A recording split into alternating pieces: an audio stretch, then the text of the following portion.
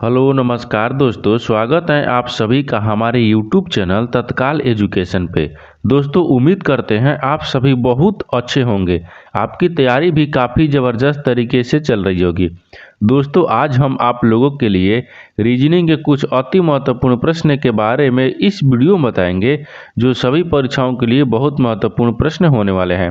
आप किसी भी गवर्नमेंट एग्जाम की तैयारी कर रहे हैं, इस टाइप के प्रश्न हमेशा पेपर में देखने को मिलेंगे। दोस्तों ये पार्ट नंबर कौन सा 91 है। आप पार्ट नंबर 90 नहीं देखें तो आप वीडियो सेक्शन में जाके देख सकते हैं।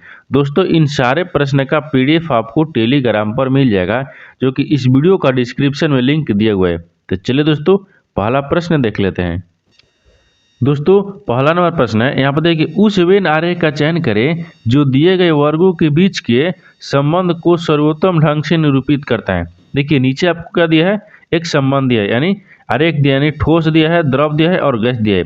इन तीनों को आपस में संबंधित बताना है कि इस चार ऑप्शन में से कौन सा संबंधित आपको यानी वेन आरेख बनेगा। ठीक, तो देखिए यहाँ पर क्या दिया है, ठोस दिया है, क्या दिया है, ठोस दिया है, ठोस दिया है, द्रव दिया है और गैस दिया है। ये तीनों को आपस में संबंधित किस प्रकार से बनाएंगे। तो देखिए ठोस हो गया, तो ठोस और द्रव ये आपस में संबंधित है, नहीं है।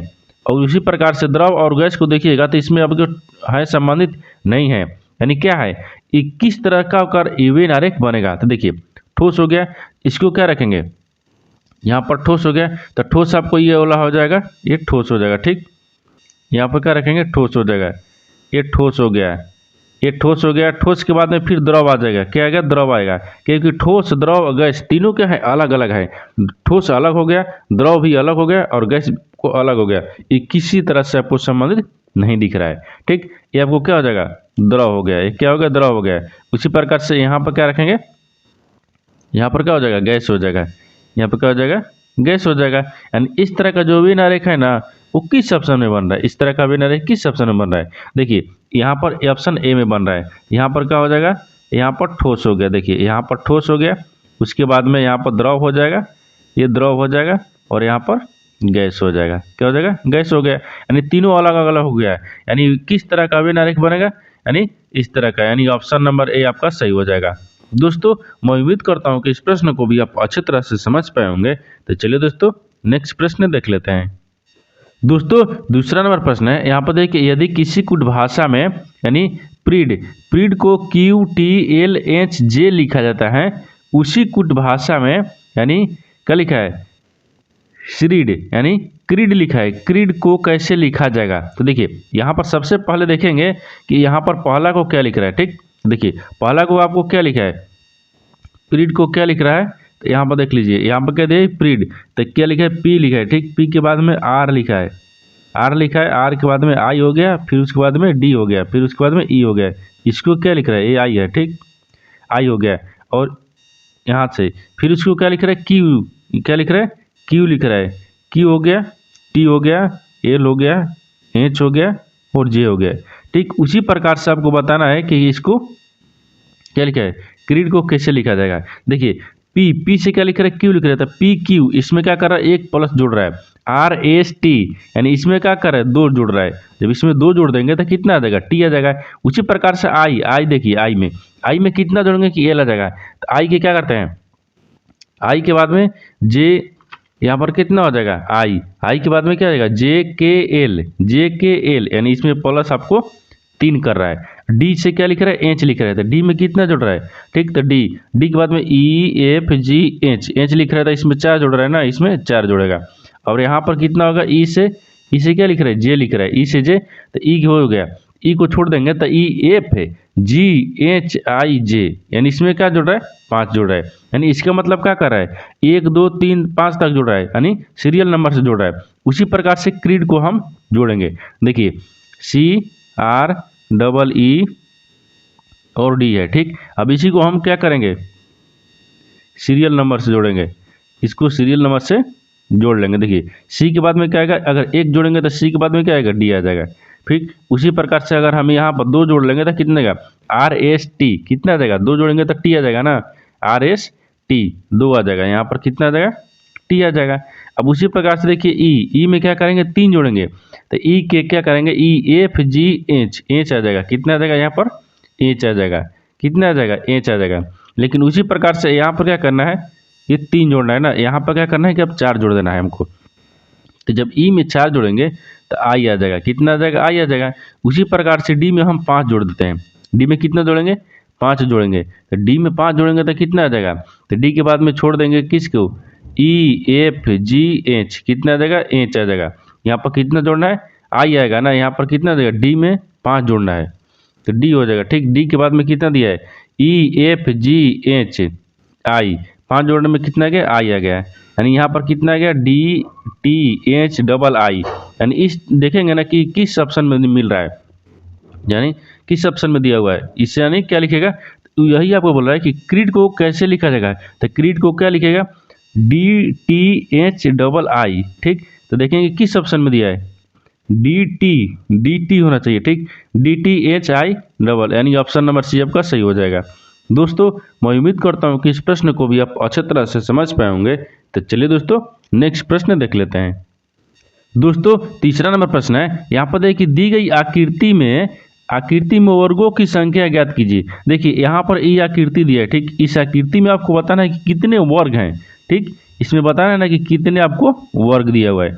ठीक, तो देखिए इसको बनाने के लिए सबसे आसान तरीका क्या है, देखिए हम आपको आसान तरीका यानी आसान भाषा में समझाते हैं। यहाँ पर क्या होगा, 1 हो जाएगा, यहाँ पर 1 हो गया, इसके बाद में 2 हो गया, ये 3 हो जाएगा, इसके बाद में 4 हो गया। देखिए इधर से 4 हो गया, इधर से भी आपको हम 4 रख लेंगे, क्या करेंगे, 4 रखेंगे। अब देखिए अब इसमें बताना है कि वर्गों की संख्या कितना है। तो वर्गों की संख्या ज्ञात करने के लिए अगर इस तरह का क्वेश्चन रहेगा तो इसमें क्या करना है, यहाँ से लेकर 4 तक यहाँ हो गया, यहाँ से लेकर यहाँ तक 4 में हो गया। अब देखिए 4 में क्या करना है, 4, देखिए इसको क्या करना है, अब गुना कर लेना है। ठीक, इसको इसमें गुना करना है, इसको इसमें गुना करना है, इसको इसमें, और एक को एक में गुना करना है। यानी 4 गुने 4 कर लेंगे, फिर प्लस कर लेंगे, फिर 3 गुने 3 कर लेंगे, फिर प्लस करेंगे, 2 गुने 2 करेंगे, फिर प्लस करेंगे, यानी 1 गुना 1 कर लेंगे। अब इसको हम बराबर कर लेंगे। तो देखिए यहाँ पर 4 को 16 हो गया, फिर उसके बाद में कितना हो जाएगा, फिर प्लस कर लेंगे, तितली को 9 हो जाएगा, फिर प्लस कितने दे, 4, 2 दूनी के 4 दिया है तो 4 रख लेंगे, फिर प्लस 1 रख लेंगे। देखिए 16 और 4 20 हो गया, 20 है, या और यहाँ पर 9 1 10, कितना हो गया, यहाँ पर टोटल कितना आ गया, 30 आ गया। तो आपको पूछा क्या है कि आकृति में कितने वर्ग की संख्या है, तो 30 गो, कितने हैं, 30 गो है। तो 30 देखेंगे किस ऑप्शन में दिया है, यानी ऑप्शन नंबर आपका भी सही हो जाएगा। दोस्तों मैं उम्मीद करता हूं कि इस प्रश्न को भी आप अच्छे तरह से समझ पाए होंगे। तो चलिए दोस्तों नेक्स्ट प्रश्न देख लेते हैं। दोस्तों 4 नंबर प्रश्न है, यहाँ पर देखिए उस विकल्प का चयन करें जो रिक्त स्थान की पूर्ति करके यानी करके दी गई श्रेणी को पूर्ण करेगा। देखिए नीचे एक आपको एक श्रेणी दिया है। ठीक, इस श्रेणी में पूछ रहा है कि जो खाली स्थान दिया ना, एक खाली स्थान की जगह पर इस 4 ऑप्शन में से कौन सा संख्या भरा जाएगा। तो देखिए क्या दिया है, श्रेणी 3 दिया है, 3 से क्या हो रहा है, 4 हो रहा है, 4 से क्या हो रहा है, 6 हो रहा है, 6 से क्या हो रहा है, 10 हो रहा है। तो यहाँ पर अगला संख्या पूछा है। ठीक, तो देखिए 3 से 4 हो रहा है, तो 3 से 4 किस प्रकार हो रहा है, तो 3 से 4 यानी 3 में 1 जोड़ देंगे तो 4 आ जाएगा, और 4 में क्या कर रहा है, 4 से 6 हो रहा है, तो 4 में 2 जोड़ देंगे तो कितना हो जाएगा, 6 हो जाएगा। और 6 से क्या किया, देखिए 6 से 10 लिख रहा है, तो 6 से 10 लिख रहा है, यानी इसमें हम क्या करेंगे, 4 को जोड़ देंगे। देखिए तो नीचे क्या जुड़ रहा है, 1 जुड़ रहा है, 2 जुड़ रहा है, 4 जुड़ रहा है, कितना जुड़ा है, 1 जुड़ा है, 2 जुड़ा है, 4 जुड़ा है। इसके बाद में अगला बार क्या करेंगे, 8 को जोड़ेंगे, क्योंकि डबल जुड़ रहा है। 8 अगर जोड़ लेंगे तो कितना हो जाएगा, यहाँ पर 18 आ जाएगा, कितना आ जाएगा, 18 आ जाएगा। तब आपको पूछा क्या है कि श्रेणी में पूर्ण संख्या यानी खाली स्थान पर क्या आ जाएगा, 18। 18 देखेंगे किस ऑप्शन में दिया है, यानी ऑप्शन नंबर सी आपका सही हो जाएगा। दोस्तों मैं उम्मीद करता हूँ कि इस प्रश्न को भी आप अच्छे तरह से समझ पाए होंगे। तो चलिए दोस्तों नेक्स्ट प्रश्न देख लेते हैं। दोस्तों 5 नंबर प्रश्न है, यहाँ पर देखिए उस विकल्प का चयन करें जिसका तीसरे पद के साथ वही संबंध है जो दूसरे पद का पहले पद से। यानी देखिए यहाँ पर क्या दिए, यहाँ पर मान दिया है, मान जो शेर से संबंधित है। ठीक उसी प्रकार से बताना है कि स्तंभल है ना, स्तंभल इस प्रश्नवाचक चिन्ह पर किसी से संबंधित होगा। देखिए यहाँ पर देखेंगे कि शेर जो है ना वो मान से किस प्रकार संबंधित है। यहाँ पर क्या लिखा है, मांद लिखा है, यहाँ पर क्या हो जाएगा, मांद हो गया। ठीक, मांद जो है ना वो किससे, शेर से संबंधित है। किससे संबंधित है, शेर से। तो शेर के रहने वाले जगह को क्या बोलते हैं, मांद बोलते हैं। ठीक उसी प्रकार से यहाँ पर स्तंभल दिया है, क्या दिए, स्तंभल दिया है, यहाँ पर स्तंभल हो जाएगा। ठीक, यहाँ पर स्तंभल ना, ओहो, देखिए यहाँ पर स्तंभल, ठीक, स्तंभल दिया है, ठीक। स्तंभल को किसी से संबंधित है, यहाँ पर किसी से संबंधित है। देखिए शेर, शेर जो है ना, शेर, शेर के रहने की जगह को क्या बोलते हैं? स्तंभल बोलते हैं। शेर के रहने के स्थान को क्या बोलते हैं? जिस प्रकार से शेर के रहने के स्थान को, यानी शेर के, यहाँ पर के रख लेंगे, के रहने, ठीक, रहने के स्थान को, स्थान यानी रहने का स्थान को क्या बोलते हैं? स्तंभल बोलते हैं। शेर को रहने का स्थान को स्तंभल बोलते हैं। उसी प्रकार से घोड़ा, यहाँ पर क्या हो जाएगा? गाय तो होगा नहीं, मधुमक्खी नहीं होगा, भेड़ नहीं होगा, घोड़ा, यानी घोड़ा को रहने का क्या बोलते हैं? यानी घोड़ा, घोड़ा को रहने के लिए, यानी घोड़ा के रहने के लिए स्तंभल बोला जाता है। यानी रहने के लिए स्थान, यानी स्थान हो जाएगा, ठीक, क्या हो जाएगा? स्थान। रहने का स्थान को क्या बोलते हैं? स्तंभल बोलते हैं। क्या बोलते हैं? स्तंभल। यानी जिस प्रकार से शेर के रहने के लिए मांद को बोला जाता है, ठीक उसी प्रकार से घोड़ा को रखने के लिए क्या बोलता है? स्तंभल बोला जाता है। तो देखेंगे घोड़ा किस ऑप्शन में दिया हुआ है, यानी ऑप्शन नंबर डी आपका सही हो जाएगा। दोस्तों मैं उम्मीद करता हूँ कि इस प्रश्न को भी आप अच्छे तरह से समझ पाए होंगे। तो चलिए दोस्तों नेक्स्ट प्रश्न देख लेते हैं। दोस्तों 6 नंबर प्रश्न है, यहाँ पर दिया है कि ए बी सी डी और ई एफ केंद्र की ओर मुंह करके एक वृत्ताकार स्थित यानी स्थित में और एक दूसरे के समान दूरी पर खड़े हैं, ठीक। कितने? एक वृत्त में ए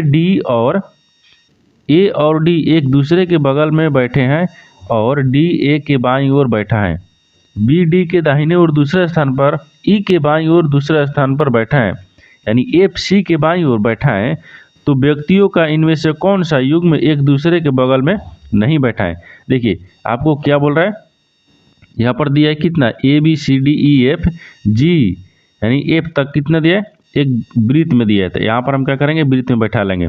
यहाँ पर मुख्य यानी वृत्त के वृत्ताकार मुख के केंद्र की ओर एक दूसरे के समान दूरी पर बैठे हैं, यानी कितने हैं? 6 गो हैं। एक हो गया, दो 4 हो गया और 2 6 हो गया।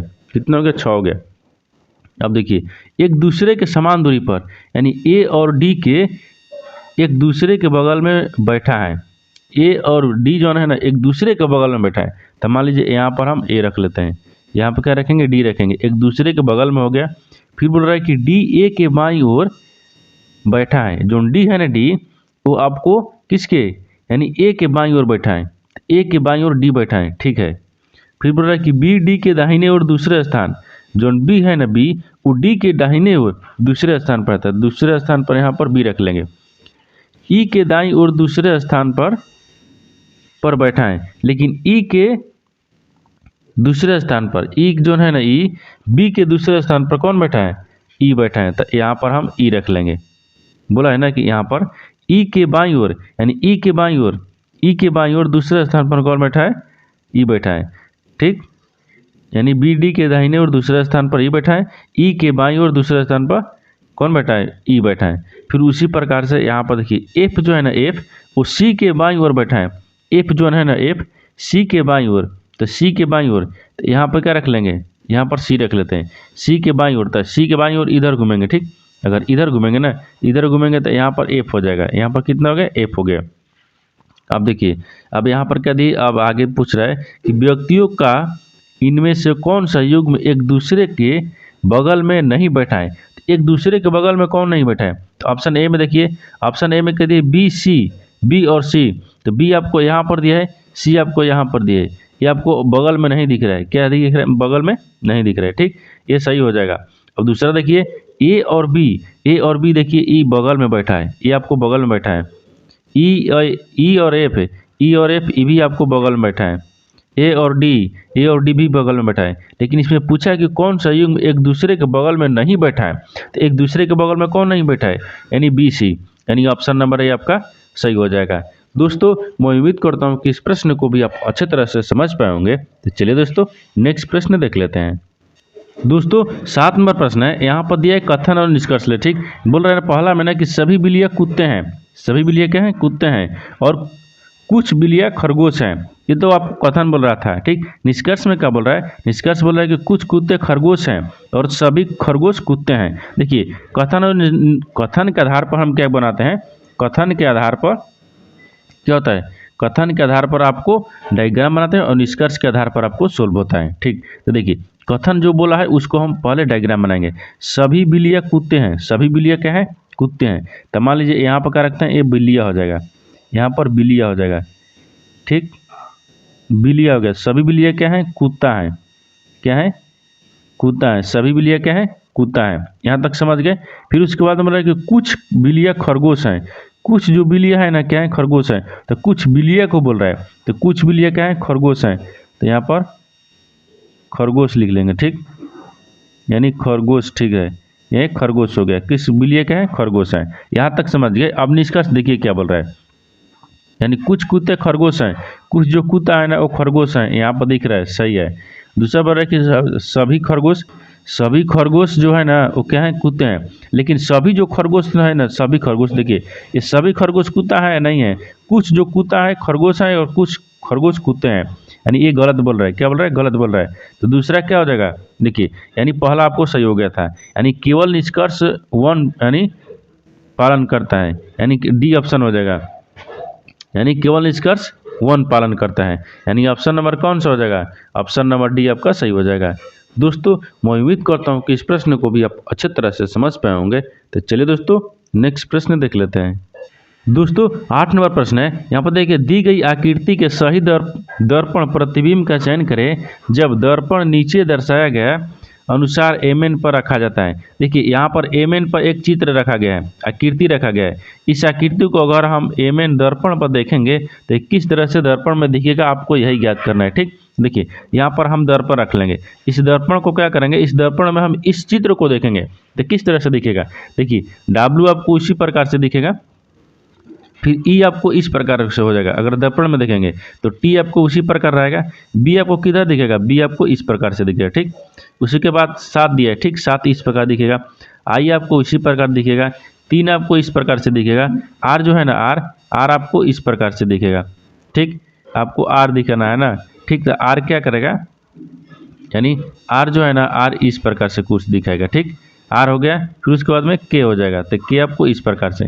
तो देखिए इस तरह का जो है ना ये किस आकृति में यानी किस ऑप्शन में दिख रहा है, इस तरह का आकृति। ठीक, तो देखिए इस तरह का आकृति अगर डब्ल्यू देखिए अगर ए में देखेंगे तो ए में क्या दिख रहा है, ए में दिया है इतना दिया है, फिर ई दिया है, फिर टी दिया है, फिर बी आई 3 आर, यानी किस में दिख रहा है, ऑप्शन ए में दिख रहा है। क्या दिख रहा है, ऑप्शन ए में दिख रहा है, यानी ऑप्शन नंबर ए आपका सही हो जाएगा। दोस्तों मैं उम्मीद करता हूं कि इस प्रश्न को भी आप अच्छे तरह से समझ पाए होंगे। तो चलिए दोस्तों नेक्स्ट प्रश्न देख लेते हैं।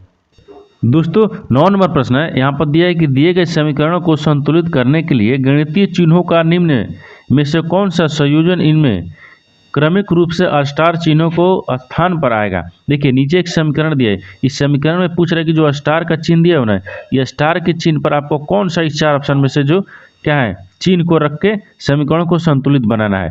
तो देखिए अब यहाँ पर क्या देखेंगे कि समीकरण अब दिख रहा है इसमें। ठीक, तो देखिए अगर ऑप्शन ए को देखते हैं, ऑप्शन ए को देखेंगे, यहाँ पर क्या रखेंगे, स्टार के चिन्ह पर प्लस रखेंगे, फिर यहाँ पर क्या रखेंगे, गुना रखेंगे, इसमें माइनस रखेंगे, इसमें क्या हो गया, भागा हो गया, और इसमें क्या हो जाएगा, यहाँ पर बराबर, यानी बराबर में हमको कितना लेना है, 497 लेना है। देखिए 30 हो गया, फिर प्लस हो गया, 30 प्लस 95 हो गया, 95 हो गया, फिर गुना कितना दिया है, 5 दिया है, फिर माइनस कितना दिया है, 32, फिर भागा कितना दिया है, 4, बराबर में लाना कितना है हमको, 497 लाना है। ठीक, 497। अब यहाँ पर क्या करेंगे, और 4 के 32, देखिए इसको हम काट दिए कितना मर्द, 8 मर्द में। अब इसको क्या करेंगे, जोड़ देते हैं। देखिए यहाँ पर 30 हो जाएगा। ठीक, 30 हो गया। अब यहाँ पर क्या करेंगे, 19 से ठीक, और 95 को 5 ले पहले गुना भी कर लेते हैं। ठीक, देखिए 95 में 5 लेते हैं, 5 25 हो गया, और 9 5 45 से 2 47 कितना हो गया, 475 आ गया, फिर माइनस से कितना आ गया, 8 आ गया, इसको 8 होगा, फिर बराबर कितना है, 497 है, 497 रख लेंगे।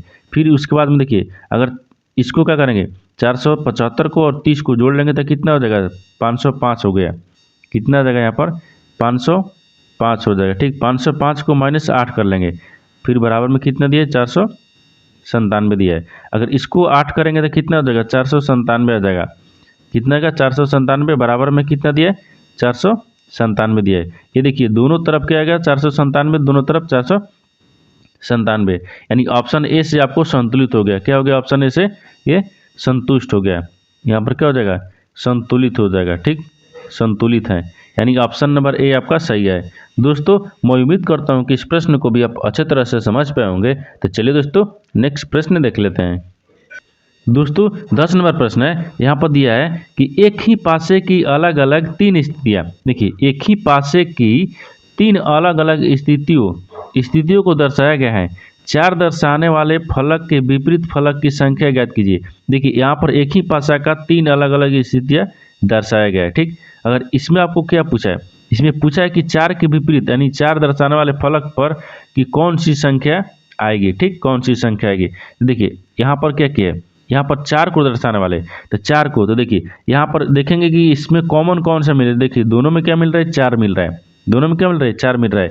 इसमें भी 4 मिल रहा है, तो लेकिन हम नहीं लेंगे।